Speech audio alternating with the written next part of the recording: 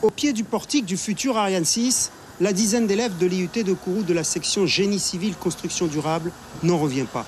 Voir les ouvrages du nouveau pas de tir Ariane 6, c'est vraiment émouvant pour moi, comme c'est un domaine que j'apprécie beaucoup. C'est très grand et ensuite, vu qu'on a déjà vu quelques aspects derrière tout ce travail, on se dit là, alors il y a eu beaucoup de travail, ça a demandé beaucoup d'efforts, beaucoup d'expérience, beaucoup de calculs, je suppose. Le bâtiment au fond, quand on le voit de loin, c'est très très impressionnant.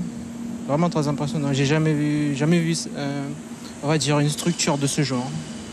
Ça donne encore un peu plus envie de faire le métier ? Exactement, on peut dire ça. Et cette spécialisation dans la filière du BTP, c'est justement une denrée rare en Guyane.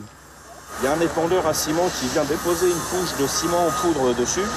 Et donc on fait des réglages, il y a des tests à faire pour le débit, parce que là on fixait 4% de ciment. Les uns et les autres, conscients de cette opportunité, n'ont pas hésité à s'élancer. C'est un investissement aussi, que ça soit pour la passion ou pour tout ce qui est professionnel. Voilà, je me plais bien. Le bâtiment m'intéresse énormément. Premièrement parce que je voulais... l'idée est venue de faire une entreprise où pour créer des choses en fait. Et pour créer des choses, on a besoin de plein de choses derrière. On a besoin de faire des calculs et avoir des connaissances, des bases. Donc j'ai choisi cette formation-là pour avoir ces bases. Ils vont donc plancher 2 ans pour le DUT, puis poursuivre si bon leur semble.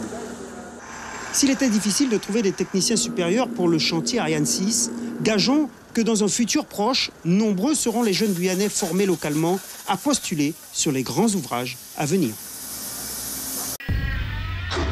Suivez l'info sur Guyana Première, télé, radio et Internet.